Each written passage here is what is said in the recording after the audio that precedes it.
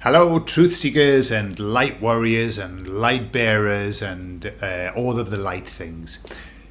This week we're just going to talk about active and passive people. I'll see you in the next part.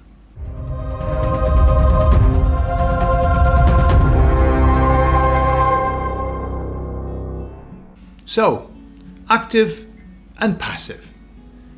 Quite frankly, I'm getting a bit cheesed off with the passives. I'm a bit cheesed off with them.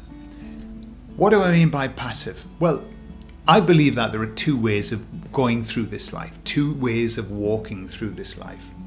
One is standing up and walking along the path of life, walking along your path, following your purpose, living in your bliss. And that is the whole reason for us being here. Find your purpose, find your bliss, and then walk your path.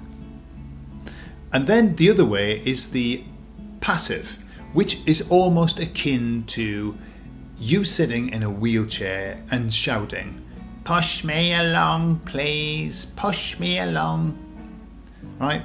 Not even pushing your own wheels. No, they can't be asked. They can't be asked to even push themselves. They want to be guided, they want to be moved, they want to be taken to places so that they can passively watch. And this is where I see the people who are awakened compared to the people who are asleep. The people who are awakened clearly are marching forward. I had a beautiful message from somebody who I worked with years ago when I was in the UK, years ago, and he was kind of giving me a report on where he is and how he woke up and how everyone thought he was mad, and his partner thought he was mad, and then now she's on board and she's woken up as well, and how he's in a much better place. And this is beautiful to hear, and this is very, very common. This is what's happening to so many people. And it's always the same, wake up, and then because you're angry, because you're shocked and stunned that so many horrible things can be done, you speak out, and you can't stop speaking out. And you tell all and sundry everything, and you lambast them, or lambaste them, as you like, with so much information that you've spent months and months investigating. And what happens is they get really angry and they think that you are mad. Okay? And so, getting back to the passive and active. So they're active people. We're awake, we're active, we search, we look for things, we are hungry for the truth. This is so important, to be hungry for the truth. And then the passives. The people who are asleep. Now, passive people are passive because they can't be asked to look for anything. Nay, they don't want to look for anything. They don't want you to tell them anything. They don't want to know. And so what they do is this. They do this classic thing, which I'm seeing over and over again. For example, I'll put... there's a video will come up. I love the comments in YouTube now. They're so uplifting now. There's so many people. Like 99% of all the comments are all like, I've woken up and I'm going to tell you a few home truths. And it's just wonderful. Absolutely wonderful. But every now and again you get a sleeper who wanders in by accident, obviously, and reads the comments, is horrified and puts something. And so I'll say something like, do your due diligence. I use this a lot, and it's an expression that I hear used a lot in the US. I like it. Do your due diligence, and do your investigation. Investigate.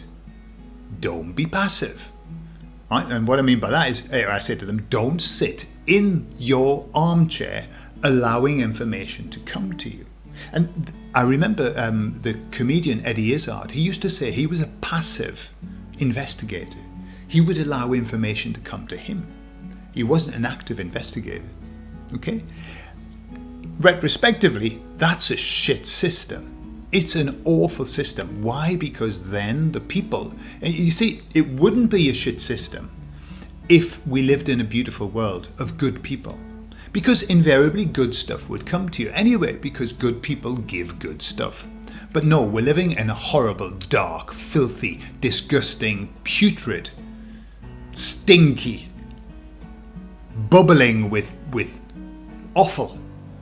It's an awful, awful world. And so what happens is they know that there are lots of people who are passive, and so they make sure that they receive the shit information.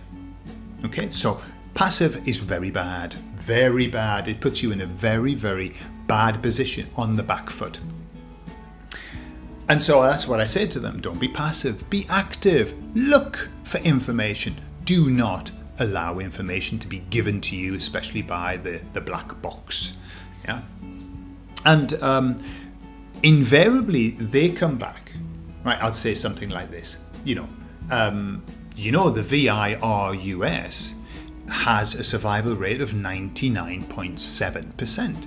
And you know that the VACCINE is being touted as having a 1% serious effect, secondary effects. And there's no such thing as secondary effects. That's bollocks effects. They call them side effects or secondary effects because it plays it down, it minimizes it. No. If it affects you, it affects you. Don't give it a priority, right? Because one of the secondary effects is death. Now, that's not pretty secondary. That's fairly primary. That's a primary effect. Wouldn't you agree? Death. I mean, that's, top of the line. It should be top. This causes death and it also could cure you. Okay? I think, that's the best way of describing it. So, I'll put some information like that. Or I'll say something like, isn't it bizarre that when the stats come out, the overall deaths in the US, the overall deaths in the UK, the overall deaths in Spain, I can only speak for those three because they're the three I've looked at, are down. They're down from last year and from the year before. They're down. Less people have died this year. Explain that to me. Okay, so that's what I say. I'm going to come back to that. It's an interesting point. And so what they do is they write, can I have a link for that? Have you got a link for that? Can you give me a bit of information on that? Give me a link, right? And I reply, no, fuck off. Get your own link. Get your own link. My job is not to give you a link. My job is to say, and this is the analogy that came to mind, is this. See, I'm getting worked up now. Somebody's standing on a train track. Okay? These sleepers, actually, they have sleepers on the train track, don't they? Sleepers are on the train track. And they're facing away from the oncoming train. And I'm standing there shouting, there's a train coming. It's going to knock you down. It's going to kill you. There's a train coming. And the sleepers say to me, can you give me some proof of that, please? I'm not getting off this track until you take a photo of the train and then send it to me by WhatsApp. I'll have a look at it, and if I believe it, I'll get off the track. That's what we are faced with now. When people say, have you got a link? Can I get a link? And you say to them, and this is what I want you to say. All right? Choose your own words. No. Get your own fucking link. That's basically what we have to say. Because what happens is we do them no favors. When we give them the link, then they look at it and then they immediately start criticizing it. For like, have you noticed the date in the corner? That's not the right date. Ha! Debunked. That's, they'll debunk anything based on anything. I noticed that they missed a comma or they spelled a word wrong. Ha! Debunked. Okay? So, these sleepers who are on the track and who are about to be run down are constantly asking us to show them where the train is. All they need to do is turn around. That's all they need to do. That's not our job. It's not our job. So there you are. That's where I see these passive people are being fed shit. It's the mushroom. They're in mushroom management, the mushroom management. They're being kept in the dark and fed with shit. Okay? We are in the light and we are looking at what's right. Okay? They're in the dark. Okay? And life is looking a bit stark. There you are. We end at poetry now. I'm even creating poetry at the moment. I'm so worked up about it. So, how is it that less people have died this year? I mean, come on. What is going on? Right, we do know that the virus has cured the flu. We know that nobody has the flu anymore, and that's a miracle. In and of itself, that is a miracle. And so we can be grateful for the COVID. Oh, the COVID went today. We can be happy that cured flu. And the common cold, anything. Nobody gets any of that now. All right, so that's good. But this big, yawning, pregnant question, which is, why have less people died this year than in previous years? What is going on? And I've got a theory. Well, obviously, the main theory is that it's all been a big pile of bollocks and a lie. A big lie. A big, whopping, stinking, horrible, disgusting lie. People have died. People have died. Right? It's very important that we can't get away from that. People have died. And for various reasons. People have died because of the nocebo effect, which is when enough experts tell you you're going to die, you die. Okay? That is very powerful. It's as powerful as the placebo effect. And the placebo effect is very powerful. So do not underestimate the nocebo effect. That means you get the flu and you say, shit, I'm going to die. And you die. And that happens to a lot of people. And right? So also, the way that people have been cared for has been so badly managed that they've died. The vast majority, remember the average age is something like 88. The vast majority of people have died of that age because the treatment that was taken from them and the treatment that was given to them. So yes, there have been deaths because of this. But there's still less people died. So what's going on? Well, do you know that the third biggest killer of mankind is modern medicine? Do you know that? Do you know that in the United States, every year 100,000, around about, it goes up and down, 100,000 people are killed through prescription medicine. Now, this isn't mistaken prescription medicine. That's another factor. No, this is just bog standard prescription medicine. Medicine kills 100,000 people in the US a year alone. All right? Add to that the fact that when people go to hospital, often they don't come out. They go in and they don't come out. And what's happened this year is no bastard's gone to hospital. Nobody's gone. I'm swearing a lot today because that's it. I'm worked up. Nobody's gone to hospital. Everybody stayed at home because that's what they told us to do. And now I know there's a lot of people who should have had treatment who haven't. But let me tell you that lots of the treatment that we get for serious illness, like cancer, for example, chemotherapy, most people die of the chemotherapy and not of the cancer. The cancer's not allowed to, doesn't run its course. They actually die of the therapy because it's so excessive. All right. So what's happened, in my opinion, it's just my opinion, is that people have stayed at home and they haven't gone to the doctors. They haven't, because they can't. Now it's so difficult to even go. You go to the hospital, they send you away. People are not going to see the doctors and go to hospital, and they're not being killed. Okay?